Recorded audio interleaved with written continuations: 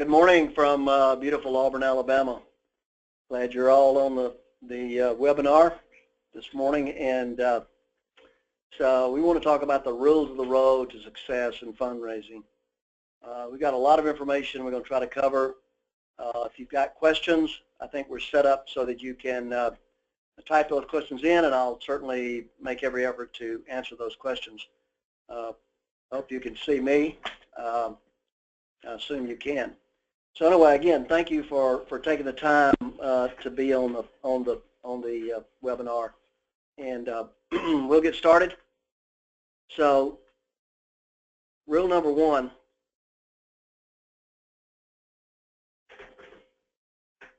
If I can move this slide here, that's good. Okay, rule number one is all for one, one for all. Now, what do I mean by that? All for one, one for all. I'm talking about this business of fundraising is a we business, not a I business. It's a team sport, not an individual sport. And so when I talk about it, I'm talking about, you know, it's not a one-man show. It's you share success with your staff and others. Avoid the I word. You know, the staff is the foundation. I know that's really important. I know we did one campaign for a school in Texas where we created a captain's bell, I guess you call it, and so every time a development officer went out and came back in and secured a gift, they would ring the bell, and so everybody would come out of their office and they would all share in that success, and everybody felt good. So the point I'm trying to make is that everybody is involved in your success in fundraising, which means that the individual, the secretary, the board member, anyone who helps you set up that appointment, arranges the time for you to get in front of a prospective donor, you know, anybody that's putting the proposal together, all of that is important. And so it's all for one, one for all. Share the success with everyone. It's not where you go out and secure a pledge and come back in and you're on, you know, you're up there floating around on cloud nine. And you're all happy and you're successful, but without the support of these other individuals, then you probably wouldn't have been as successful. So all for one, one for all. Okay, rule number two. This is so important today. If you're there, be there. Don't be somewhere else. Don't be, you know, don't be talking on your cell phone. I typically don't carry my cell phone with me because I think that, you know, I've learned my lesson, and probably, you know, you have too, that you never know. You think it's off, you think your cell phone's off, and it's not off. And so I put my phone in my car when I go into a meeting. I don't even carry it in with me, and because I made the mistake one time of carrying my cell phone in to a meeting with about 150 people, and so I'm talking. Making a presentation and my phone rings, and so I'm looking around the room like, who can I blame this on? Who's got their phone on? And knowing that it was my phone going off, and I'm trying to turn my phone off while I'm looking around. So I don't do that anymore. I don't make that mistake anymore. So again, you know, when you're out there on the job, stay focused, give your prospect your undivided attention. Don't be somewhere else mentally. Don't be thinking about what you're going to have for dinner tonight. Don't be thinking about what you're going to do tomorrow. You know, arrive on time. I always like to try to arrive at least, you know, 5 minutes ahead of time before the appointment. I think you can arrive too early, but you certainly don't want to arrive too late. If you're going to be late, I think it's important that you call your prospect or the individual you're going to meet with and say, I'm running a little bit late, I'm in traffic, whatever it may be, so that you can alert that individual that you're going to be. They're busy too. So again, you know, give them your undivided attention. Let me make another point to you. I was with a development officer several years ago, and so we go in to see this prospect. It was a doctor, and of course doctors don't give you a lot of time, but one of the things we did was we sat down in front of the doctor's, he was in his office, and we sat down in front of his desk, and the first thing the development officer did was move some of the doctor's papers and books over so he could put his stack of whatever he had he was bringing to the doc, put it right there on top of the desk. And so when we left the meeting, I told the development officer, I said, you made 2 mistakes in that meeting. He said, yeah, what were they? I said, number one, that desk is his territory. You don't put your information, you don't move anything on his desk. You put your information on the floor or on the carpet or on the whatever. And he said, well, what's number 2? What was the second mistake I made? I said, chewing gum. You never go into a meeting chewing gum. That's rude. And I've seen other development officers do that. And so anyway, just pay attention to some of those things. Again, stay focused. And then the last thing I want to talk about is observe body language. This is really important. Observe body language. Now, what does this right here say to you? If you walk into a meeting and a prospect has got his arms folded and crossed, what does that say? Does that say, this is going to be a difficult meeting? This is going to be a little hard. This person is not interested in what I have to say. It's body language that you're looking at and you're observing, and I think you need to pay close attention to the body language. Now that doesn't mean 100% of the time that they're not open to what you're saying. It doesn't mean that they don't want to really talk to you, but it means that 90% of the time it does mean that you know, this meeting may be a short meeting. So what does this tell you? Let me make this point. When I've gone into meetings and I have to sit behind, I walk into an office and I'm sitting behind a prospect's desk, then there's a barrier between me and the prospect. But if that prospect comes out from behind his desk and there's a couch area and he sits down in a couch and 2 of us are talking, communicating, and there's no barrier between the 2 of us, then to me it's a better meeting. Now, I don't walk into someone's office and say, you know, can we sit over here in your couch or your chair area? I don't say that. The person that I'm meeting with certainly determines where we're going to sit in the meeting. I'm just saying it really is a better meeting if there's no barrier between you and the prospect. Now, okay, what happens when a person is doing this? He's got his fingers and he's evaluating you. He's evaluating what you're saying. And so he's paying close attention to what you're saying. Now, what does this mean? First of all, the person's leaning forward. He's got his hands on his face. Again, it shows an interest. It shows some interest there. Now, let me make a point here before we move off of observing body language. When the prospect you're sitting with changes positions in his or her chair, so that prospect leans forward, that's an indication to you the meeting's over. If the prospect is leaning forward and leans back, it's an indication the meeting is over. So you need to be closing down, you need to be picking up your information, whatever it may be, and leaving. That's a strong indication the meeting is over. When they move positions in their chair, whether they lean in forward or whether they lean in backwards. Okay? Now, here's rule number 3. Listen 80% of the time, talk 20% of the time. You know, I had someone I worked with years ago, and it was just the opposite. He talked 20% of the time, and he talked 80% of the time, listened 20%. And you know, you're going to hear a lot when you listen to someone, and some of us that are in this business are really great communicators, and we like to talk, and we don't like to listen. And I think that you have to you've got to try to pay attention when you're in a meeting, and you listen with your eyes, but you listen 80% of the time and talk 20% of the time. So, you know, one of the things I said, I read this poem the other day, which said an old owl lived in an oak. The more he saw, the less he spoke. The less he spoke, the more he heard. So why aren't we all like that? Why can't we all be like that old owl?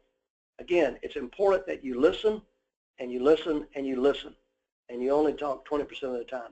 I'm telling you this, you will find out more information than you ever needed to know or wanted to know. So again, when you're in a meeting, observe and mentally record everything you see and hear. Mentally look at everything.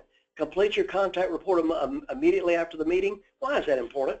Why is that important? Because if you go out on a meeting and you have a meeting on Tuesday and you come back in your office on Friday and you try to complete your contact report on Friday, you're not going to remember things. You're not going to remember, and it's really important that once that meeting's over, you get back in your car and you write your contact report, or you have a tape recorder and you record the information that came out of that meeting. So now, again, you know how to write a contact report. I'm not going to talk about a contact report here, but let me tell you a story. We did a campaign at South Dakota State years ago, and so I took the development officer from the School of Pharmacy with me, and we went to a meeting. We met with a retired pharmacist, probably 30, 40 miles from Brookings, South Dakota. And so I told him, I said, when we go in, I want to observe everything. I want to observe all of our surroundings and everything that's said in that meeting. When we come back out, we're going to write them down. So we walked in to his house, and first thing that I noticed, the TV was on Fox News. He goes over and turns the TV off. Then I looked at the table, coffee table, and I noticed he's reading Fortune magazine, Forbes, and Wall Street Journal. Again, he had a statue of Ronald Reagan up on his bookcase. Now, did I talk politics? Absolutely not. You don't get into politics in these meetings at all. Politics or religion. So I'm watching everything and listening to everything that he's saying and doing. So we were sitting at the meeting, and basically we were in there trying to talk him into making a gift, an outright gift to the School of Pharmacy. And so this wasn't necessarily going very well because he was not really receptive to that. And then I asked him, I said, and he was 72 years old. I said, I'll call him John. I said, John, have you ever thought about after your church and your children, have you ever thought about leaving, your estate or putting something in your estate for South Dakota State? And he said, well, no, I haven't.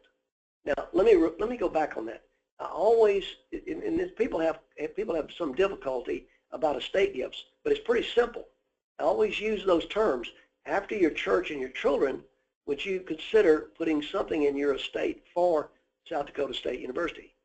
You can use the same, terminology with your school or your organization.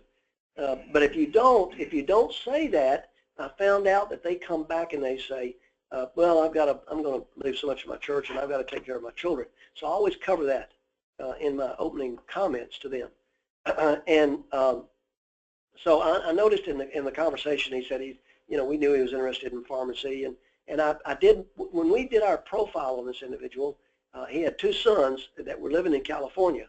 So anyway, he says to us, when I asked that question, he said, well, I've got some land. I've got 500 acres of land that I certainly could possibly leave to South Dakota State. And I said, what about your sons? I know your 2 sons live in California. Would they have an interest in the land, in getting the land? And he said, no, I've already had that conversation with them. See, if you don't ask those questions, then you're not going to find out everything that you need to know in terms of putting a proposal together or presenting him with an opportunity to give back. And that's one of the things that I think most development officers don't do. They do not ask enough questions. So don't sit there and listen, think you're listening to people, and not understand what they're saying. So anyway, he says, yes, I think I can do that. Well, I got down here, number 9, he likes red wine. The reason I said that was because there was a jug sitting on the floor, and it was filled half filled with red wine. So one of the things I said was he likes cheap red wine for sure. But one of the things we did when we left his house, we walked out and through the garage. There was a car sitting there in the garage. We got back in our car, and we sat down and we started writing down everything that we observed in that meeting. We came up with 22 things we'd observed. I said to the development officer, I said, we walked through the garage and there was a car sitting in that garage. What car? What kind of car was that? He said, I don't know. I said, well, it was a Cadillac. I don't know what model Cadillac, but it was a Cadillac. I mean, you say to me, well, are all those points important? Well, they may be, but they may not be. But again, you don't go in there with a pencil and pad and start writing down everything you've seen. You mentally record all those things so that you then, when you get back, and that's what we did. We got back to the school, and we started looking at those 22 things, and then we created our contact report. And it was really, it makes for a much better contact report when you've got all these points that you've observed. So again, keep that in mind. Now I'll tell you, to finish the story, we said to we fill out our contact report. We let the dean know, what the information was that we gathered from this meeting, and then I told the development officer, I said, send this information, send this gentleman some butter pecan ice cream. And you may say, well, why that? Because when the development officer called him to set up the meeting, he said, what do you want us to bring to you from South Dakota State University today? And so South Dakota makes great ice cream. And so he said, bring me some butter pecan ice cream. We got there, and he had forgotten to bring the ice cream. So I said, go send him the ice cream today. And he did. Now, long story of this is the gentleman actually did donate the land. It was valued at about $750,000. So you never know unless you're asking those questions in that kind of a meeting. You make things happen then. All right, rule number 4, cross the T's and dot the I's. I think that this is a detailed business. Remember what I've said before. Maybe some of you heard me talk about this before, but I think that, here are the things I look for in a development officer. Number 1, they got to believe in the mission of the organization they represent. Number 2, they got to have communication skills. Number 3, they have to be detailed. They have to cross the T's and dot the I's. Number 4, they have to have a strong work ethic. Now, again, I think crossing the T's and dotting the I's is probably as important as any of those 4 things I just mentioned, maybe the most important, because I've said this, if you don't cross the T's and dot the I's, you probably won't stay in this business very long. So again, don't assume anything. Development is a detailed business. Detailed. Check and recheck everything. Follow up, follow through. Do what you say you're going to do sooner rather than later. Do what you say you're going to do sooner rather than later. If someone says to you, I need for you to, Jerry, I want you to follow up on this 1, 2, 3, and I know that's within my control, then I would say I'll do it. If I say, if they ask me to do something that I have to go to someone else to get them to do it, then I'm going to say, I'm going to follow up with this, and I'll let you know when that happens. But I don't have any control over what someone else is going to do. But I have control over what I do. And if I tell someone I'm going to do it, I'm going to do it, and I'm going to do it sooner rather than later. All right, rule number 5, eliminate the fear factor.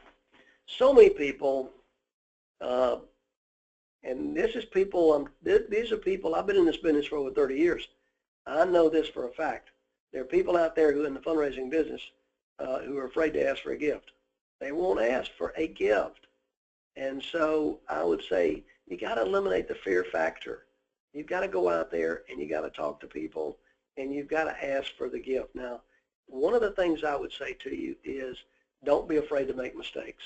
I tell development officers this every day. We worked with a group recently where they hired 2 development officers, and I told them, okay, you got a week in the office. You can learn whatever you need to learn about the school, but in week number 2, you're going to be out there. You're going to be out there seeing people, talking to people, and whether you know anything or you don't know anything, you get out there. You know how you're going to find out whether you're going to make mistakes, and you're going to learn from those mistakes.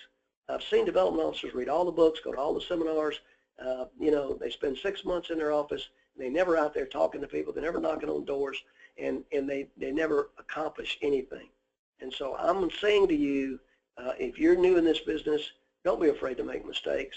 And I'm going to talk to you about how to make an ask. And you may not make it the way I make it, and you certainly won't make it the way I made it the first time I was out there. And I can remember the first presentation I made years ago. And I went into a company when I was at Auburn, went into a company and asked them for $250,000. I don't remember what I said. I don't remember how I said it. I was so nervous. I don't know what really happened. But in spite of that, we got the gift. We got the gift. Now, it wasn't because of me. It wasn't because of my communication skills or anything I said. So, Go out there. You're going to make things happen when you're out there asking people to consider making a gift. All right, rule number 6, understand the life cycle of a continuous donor.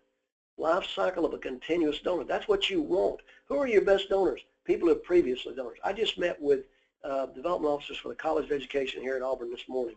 And so we talked about getting appointments. And they said, we have learned over and over again that we have a list of people that have never contributed to the College of Education and people who have contributed a little bit or given here or given there. Those are our best prospects. Those are people that will meet with us. People who have never given will never meet with us. And so we've just eliminated those going in. I found that out when I was at Auburn years ago. I would look for people that made annual contributions.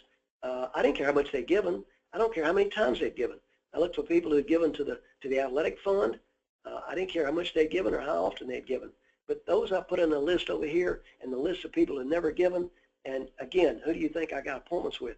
I got appointments with people who had made some commitment, who had given at some point in time during their lifetime. So when you look at the life cycle of a continuous donor, what do we do first? We have a preliminary meeting, or sometimes we call it a discovery meeting, where we're going out trying to determine, the things that we need to determine, the TAPP, and we'll talk about that in a few minutes. After the preliminary meeting, we're going to solicit. We're going to make a solicitation. We're going to ask people for a gift. Then we're going to follow up. Then we're going to get a commitment, and a commitment means you're getting something signed. You're going to get a signed pledge card. You're going to thank them, and again, we say you thank them 48 to 72 hours after the gift is made, and then we're going to do stewardship. And what does that mean? That means that we're going to steward that gift. We're going to thank them continuously over and over again, and we talk about touching people at least 5 times during the year. You can come up with what those 5 touches are, but we want to touch them 5 times during the year. So my point here is, if steps 5 and 6 don't happen, then 7 will never happen. In other words, if you don't do thank yous and you don't do stewardship, then 7 is not going to happen again. You're going to miss out on that solicitation. So you do stewardship, and then you're going to try to solicit them again. Okay. Rule number 7: trust in a relationship is key to securing private support. I think this is really important, that you build trust with individuals. How do you do that? First of all, you have to be yourself. You want to be willing to build a friendship with a prospect. I've built many friendships with people. Some of them have made gifts, others have not. So that, it's not where if I've built a relationship with an individual and they never give to the organization I represent, it doesn't mean that I see them in the store and I turn around and go the other way. They're still a friend. There's still a way that I want to continue that relationship. The point I'm trying to make is that people who don't give gifts to you, and you're trying to build relationships with those people so that they'll give again, then there's only 24 hours in a day. And so you can't spend a lot of time with people that are not giving back to your university. Again, other points to remember is be genuine, be thoughtful, remember significant events in a prospect's life. I remember that when I was at Auburn, I had a prospect that we were working on, and he had given a small gift, had the capability of making a large gift, but he was a good friend. I've developed that friendship with him. And so his daughter was getting married, and so it was getting married in a small church. So I wasn't invited to the wedding, but I was invited to the reception. So I drove 2.5 hours to the reception, went through the receiving line, maybe spent 20 minutes, 30 minutes there at the reception, got in my car and drove back to Auburn. 5 hours I spent in the car. Now, after that, he told me, if he told me one time, he told me 3 times how much he appreciated my commitment of coming down for that reception and being there. That was really important to him. And so what it did was it built on the friendship that we had. And later on, he made a substantial leadership gift. And till he died a few years ago, until his death, he and I remained really close friends. He was a great individual. So again, remember significant events in a prospect's life. If you're going to send birthday cards out, send birthday cards out. Don't send them out 1 year and then don't send them out again, for 2 or 3 years. So if you do that, again, that's the point I want to make. If you're going to send a birthday card out, then make sure you send it out year in, year out. Every year you're going to do that. You're not doing it just sporadically. Okay, number 8. All meetings should have an objective. When I get in a car with a development officer, one of the first things I will say to that development officer as we're going to a meeting, what's our objective? What are we trying to accomplish here? Every meeting has to have an objective. That doesn't mean that we meet our objective, but every meeting has to have an objective. So what I look for in a preliminary meeting or discovery meeting, I'm trying to look for 4 things. And I remember those 4 things by the word TAP, T-A-P-P. So what's the right time to make the solicitation? What's the right amount we're going to ask for? What's the right project? What's the right person to make that solicitation? So I'm looking for those 4 rights. Now, let me give you an example. I made work with a university where we did a feasibility study with this individual, and during the course of the feasibility study, he indicated that he would consider a gift of $500,000 to $1 million. So after we completed the feasibility study and we began the campaign, then we went back to him in a preliminary meeting and said to him, Julian, I know that in the course of the feasibility study that you indicated a leadership gift. Would you consider a 7-figure gift to the campaign? He immediately said, no, I will not. Then I said to him, I know your interest, your wife's interest, your interest is in music.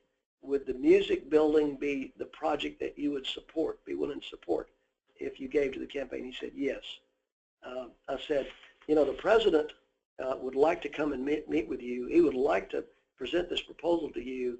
He's got Tuesday at 10 o'clock and Thursday at 3 o'clock. Which one of those times would work best for you next week? And he said, well, Thursday at 3 o'clock would be fine with me. And so here I walk out of the meeting and I have an indication of the right time, the right amount, the right project, and the right person. Now let me tell you, when I go back to the amount, I went back to the development staff and I said to him, he indicated that no, he would not consider a 7-figure gift. He was pretty emphatic. Matter of fact, he didn't hesitate when I asked for that. One of the things I like to do is I never like to ask for a 7-figure gift without asking the prospect in a preliminary meeting whether they would consider a 7-figure gift. I don't want to surprise or shock anyone. So what I told the development staff was, I said, here's what I would suggest we do. I think we go in and ask for $500,000, $500,000 outright, and $500,000 in his estate plans. And so we agreed on that. The president and I go back and we make the presentation at 3 o'clock the next Thursday. We go in, we talk about the project. I'll go through my 5 steps in a few minutes. But when I got to the ask amount, I said, we'd like for you to consider a gift of $1 million, $500,000 outright, and $500,000 in your estate plans. He immediately, I could see that he hadn't thought about that. And he said, after some hesitation, he said, that's a possibility. Let me think about that. Well, bottom line, 2 weeks later, that's what he committed to. So you see, you've got to think about this. You got to think about these things, and you got to be creative when you're out there talking to people. So again, remember the 4 rights. Will you get those every time? No. Will you get some of them? Yes, you'll get some of them. But you've got to be able to, when you're talking about the projects and you're trying to determine the right project, you've got to say to a person, here are 5 projects that we are that's going to support the campaign.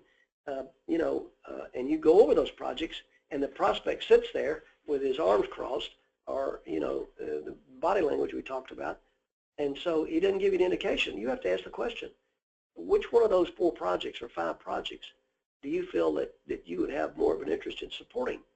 That's a question. Okay, so the right person. Would you? We'd like to bring the president back to visit with you.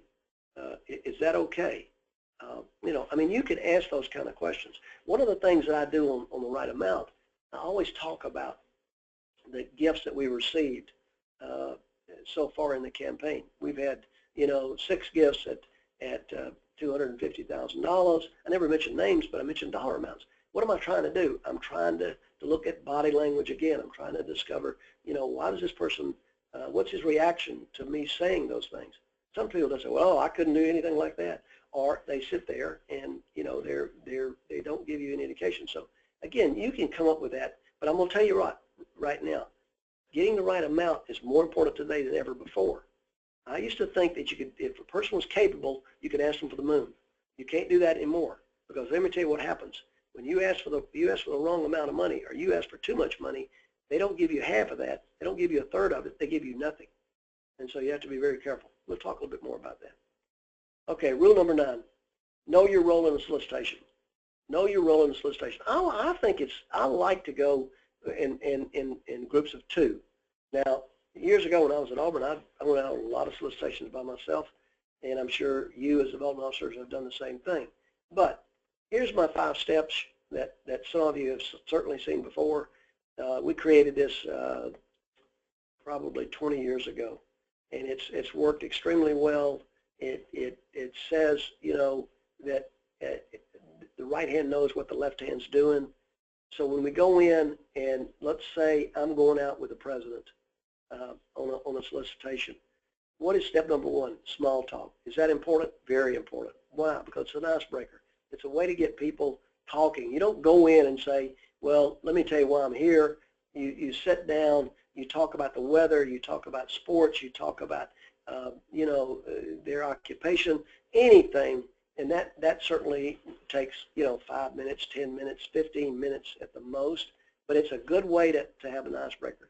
Step number 2 is my role. Now, I used to let the president take step number 2, and or the development officer take step number 2.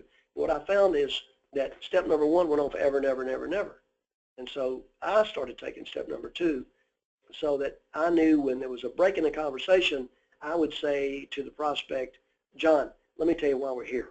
We're here to talk about the campaign at XYZ University or XYZ organization, and here's one of the things I say in step number 2, and this is a really important step.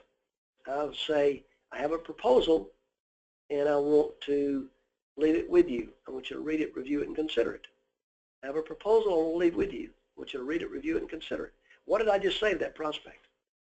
I said to that prospect indirectly, we're not expecting a decision today. That takes pressure off of the prospect. It takes pressure off of it. That's why the 5 steps were built. The 5 steps were built to take pressure off of people, not put pressure on them. You don't put pressure on people to get gifts. When you put pressure on people to get a gift or sign a pledge card, you know what happens? Your default rate goes sky high. So you don't do that.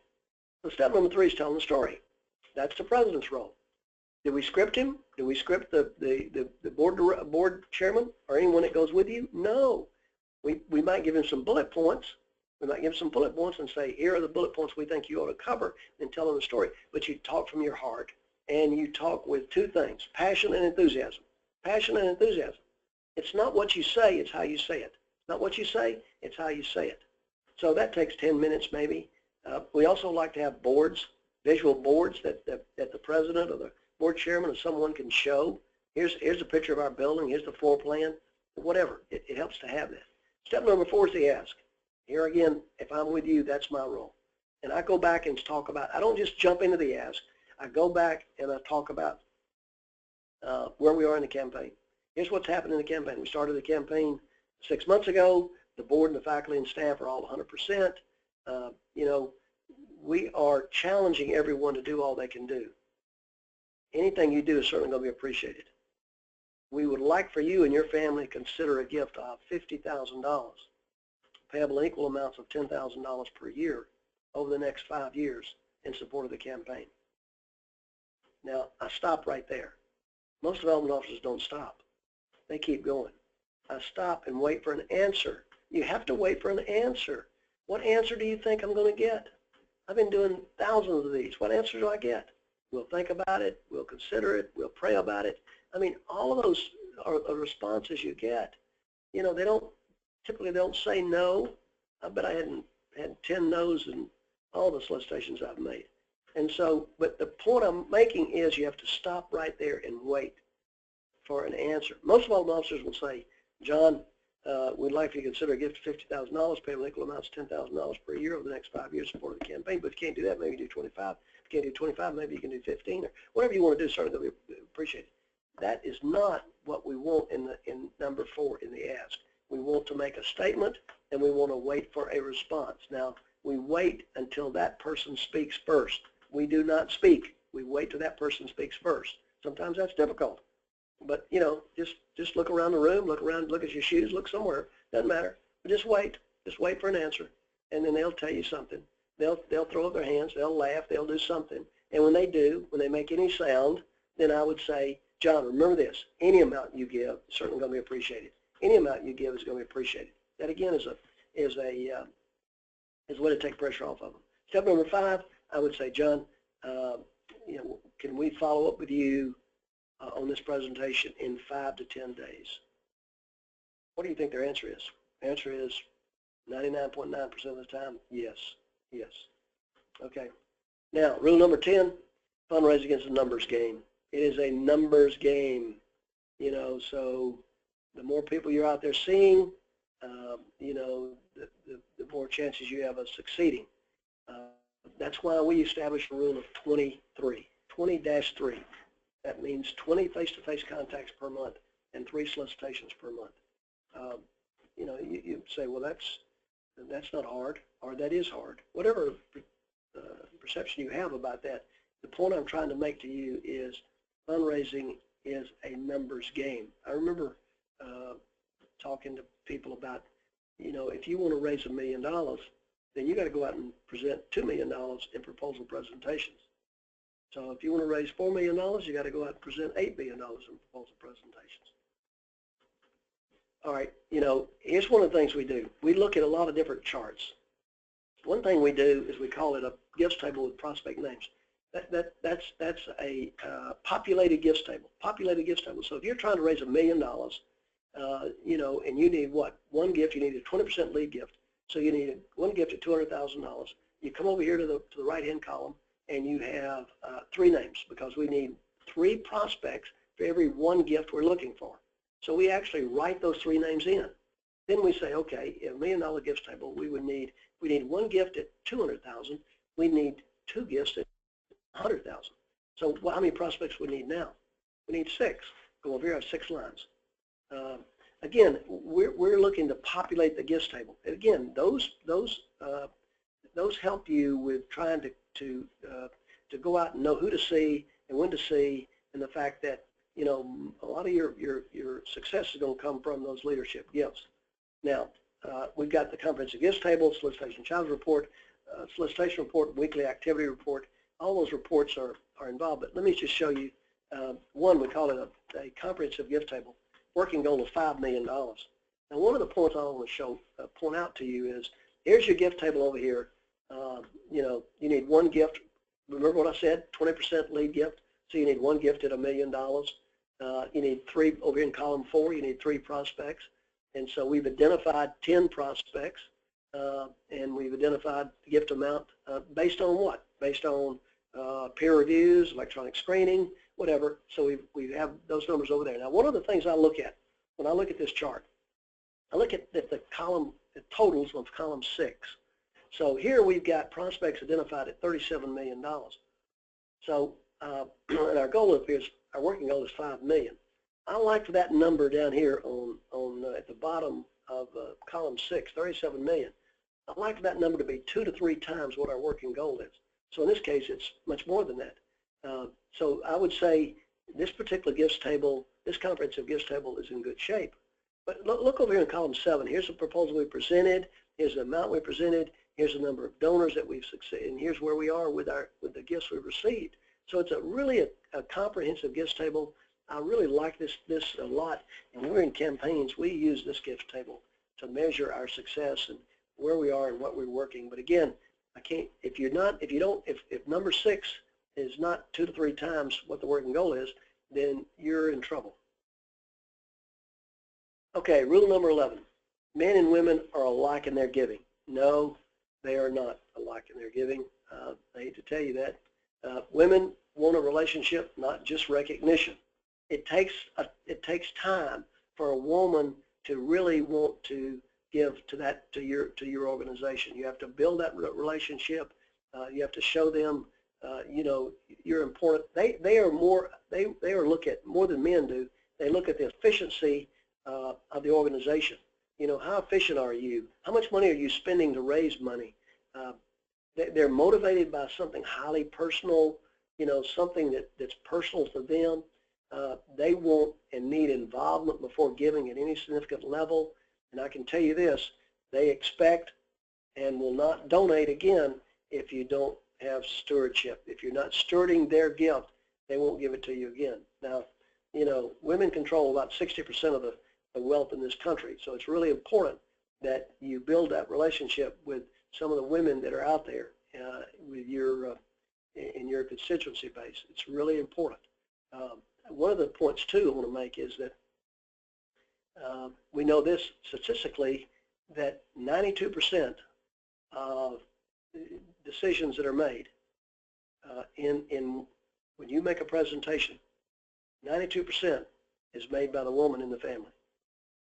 They decide where it's going and how much that your organization gets. So if you're out there making a presentation or a solicitation, then my suggestion would be never make a solicitation without having the husband and wife there.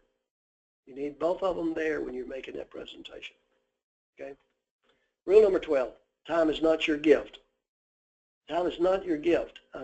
You know, you may think that time is your gift. I remember a story where an individual said a volunteer was out trying to solicit a friend of his, and he said to the friend, you know, I'd like for you to give X number of dollars or consider X number of dollars, and his friend said, well, how much have you given? And the gentleman said, well, I haven't get anything. I'm volunteering my time. He said, well, look, put me down for 2 hours on Saturday. So again, it's not about your time is not your gift. You have to give. So you know, when we talk about this, we talk about the board, the staff, the volunteers should be the first to give. It sends a very strong message. It sends a strong message to people that you are that you're not asking them to do something that the board and the staff hadn't already done. I've told a story before. I remember making a solicitation at a small Christian school in East Tennessee. We went in to see this gentleman. We asked him for $1 million, and the first thing he said to me, Jerry, what's the board and what's the faculty and staff done? And I said, in both cases, they were 100%. So again, he didn't give $1 million, but he gave $600,000. That's important, you know, that you got to have 100% participation from those groups, and that's really important to your success. And this encourages others to give. Again, keep that in mind as you move forward, and you try to encourage your board. And speaking of boards, I like to have board members that have affluence and influence. Affluence and influence. If they don't have either one of those, they probably shouldn't be on your board. So again, I think it's important that everyone give, even including you. You cannot go out as a development officer and ask someone to give if you haven't given yourself.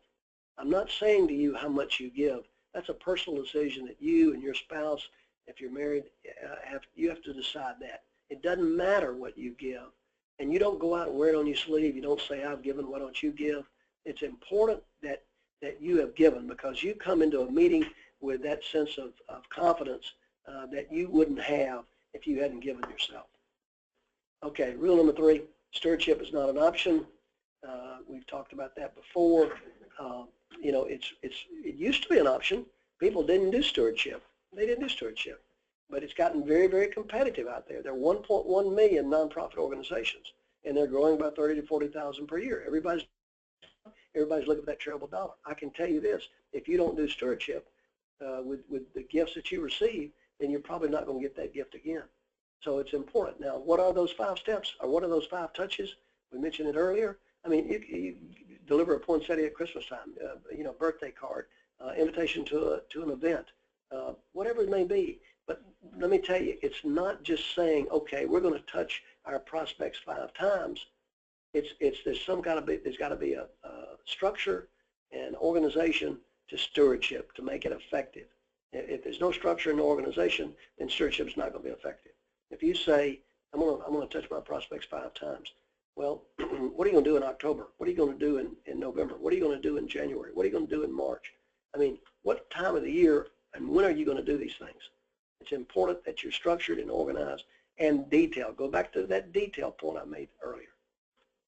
Okay, so here we are. You know, deliver Christmas poinsettias, send Thanksgiving cards. I started doing that in telling clients to send Thanksgiving cards, not Christmas cards. Everybody gets hundreds of Christmas cards, and they get lost in the stack. Very few people send Thanksgiving cards. But I can tell you this, based on my talking about Thanksgiving cards, you'd be surprised how many Thanksgiving cards I get now every Thanksgiving. So call our donor to say thank you.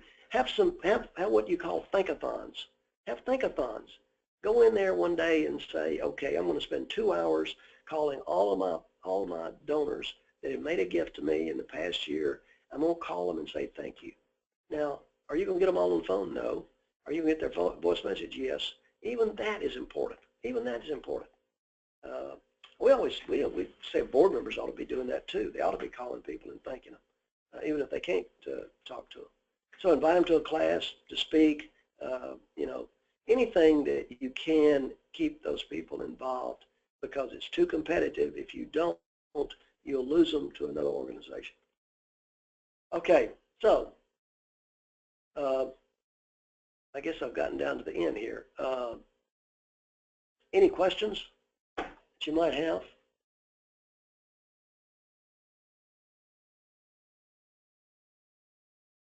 Let's just look here and see.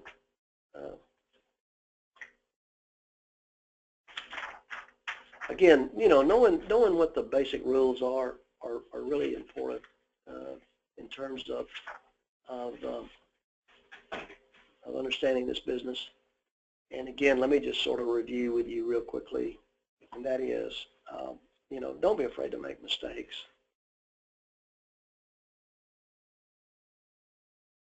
This is a detailed business. Cross the T's and dot the I's. You know, you've got to have, it's a numbers game. You've got to be out there seeing people. You know, when you don't know a lot, about this business, numbers become even more important to you.